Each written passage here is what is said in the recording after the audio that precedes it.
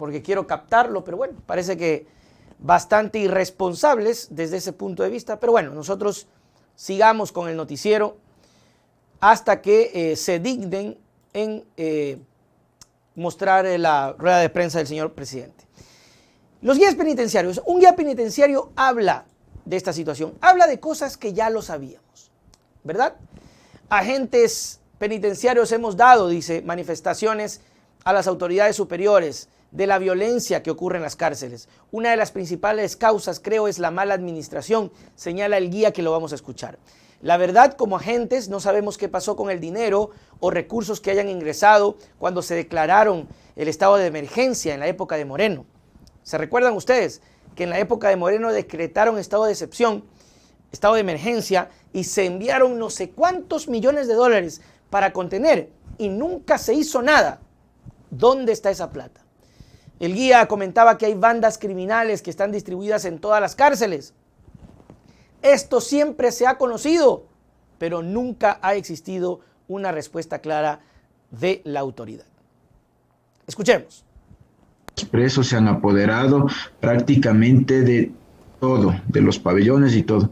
Y debido a que habemos 2, 3, 4, 5 guías a cargo de un pabellón de 1.800, como es en la penitenciaría, como es en la Tacunga, como es en el Turi. Imposible. Entonces esto se debe al déficit de agentes penitenciarios, uno. Y otra, que es la más importante, es a las autoridades que han permitido que estas bandas criminales tomen el control de las cárceles. Y es así que nosotros nos han aislado, se podría decir, en cuanto al control que se mantenía hace unos años atrás. Nos han aislado por falta de coordinación, por falta de, no sé si, de autoridad en los directores, en las autoridades principales del SNAI. Entonces, eso ha llevado a que hoy por hoy veamos que las cárceles son manejadas por los presos.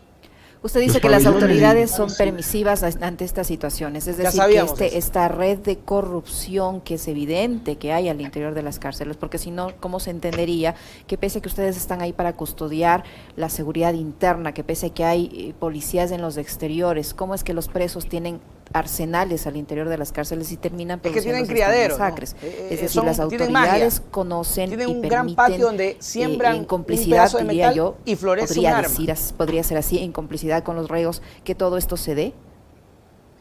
Claro que sí. Si tomamos en cuenta de febrero a julio que estamos ahora, ¿qué ha pasado? ¿Qué acciones ha tomado las autoridades? No han tomado ninguna acción. Hace mal recuerdo, me parece que es unas 3, 4 semanas atrás, en la penitenciaría se hizo una requisa y sacaron como 4 pistolas, un fusil, y con eso justificaron que se iba a acabar la violencia. Y a la siguiente semana intentaron ingresar más arsenales. Oiga, ¿cómo es posible? Y bueno, ya algo sabíamos. ¿Cómo es posible que para controlar 1.000 PPLs exista solamente dentro de la estructura de las penitenciarías, para controlar a 1.000 haya 5 guías? Según las palabras, obviamente anónimas, guardando la fuente, porque el temor, como ustedes lo dicen, mis queridos amigos, acá en los comentarios, el temor es totalmente real. Dice acá Nicolai, saludos, buenas tardes Nelson. Es una ausencia total del Estado, una policía de Moreno y ahora continúa con Lazo. ¿Saben? Es que es totalmente real. No les estamos mintiendo, amigos. El señor Guillermo Lazo, creo que ya va para 2 meses, y mantiene a las mismas autoridades que están al frente del sistema carcelario. No hicieron un solo cambio. Mejor dicho, Lazo no ha cambiado a nadie. Anda el señor vicepresidente tirándosela a Bravo, que ya le vamos a dar el dato de cómo lo contradicen con el tema de las farmacias, tirándose a Bravo, en lugar de cambiar. ¿Cuál es la bravura? ¡Cambien! ¿Qué están haciendo? ¿Qué están esperando? Impresionante, mis queridos amigos, lo que sucede con el Estado ecuatoriano y con lo que sucede con las autoridades. Sigamos escuchando un poco más de lo que tiene que decirnos este guía penitenciario. 5 para 1.000. Eso no puede darse. Por eso se hacen los motines. Imagínense ustedes, 5 personas, póngale 10 personas, póngale 20 personas, para 1000. Se reúnen pues nomás 100 y le dan palo y se toman el lugar. La verdad, como agentes penitenciarios, no sabemos qué pasó con el dinero. En sí, recursos que hayan ingresado a seguridad, no hubo. A nosotros, la verdad, lo único que se podría decir, ¿no? Nos dieron es uniformes. Incluso podríamos hablar un poco más atrás de la pandemia. En la pandemia, cuando recién comenzó eso, también se generó un estado de excepción en las cárceles. Se generó un recurso para las cárceles y la verdad a nosotros, como agentes penitenciarios, lo único que nos llegó fue una mascarilla, un par de guantes y un traje de bioseguridad, que eso fue ya incluso a unos 8 meses luego de haberse iniciado la pandemia. Posteriormente hubo más estados de excepción que también quisieron, o no sé si justificaron, con la entrega de 2 uniformes, una linterna, un gas, un par de esposas. Eso fue lo que nosotros recibimos. Bueno, algunos compañeros en algunos centros recibieron chalecos que ya se caducaron. Chalecos de seguridad que ya se han caducado, y otros que estuvimos en otros centros un poco más pequeños nos dijeron que no era necesario utilizar un chaleco de seguridad. Y ahora, actualmente, algunos compañeros nos han movido a cárceles un poco más grandes y no tenemos con qué cubrirnos, se podría decir. No tenemos chalecos porque las autoridades... ¿Por qué? Porque la parte presupuestaria es importante donde ustedes lo quieran ver. La parte presupuestaria es sumamente importante. Nosotros estamos preparando un satírico del tema, ojalá que lo tengamos para mañana, porque creo yo que debemos hacer hincapié en esto. No puede pasar desapercibido, no puede ser que el gobierno siga haciéndose de la vista gorda, le siga faltando el respeto al país, siga viéndole la cara a todos, porque a las 3 era la rueda de prensa y seguimos esperando el pronunciamiento. Ojalá y el presidente Lasso tenga una respuesta contundente y clara para poder decirles a ustedes, amigos, ahora sí se va a tomar alguna acción, pero no.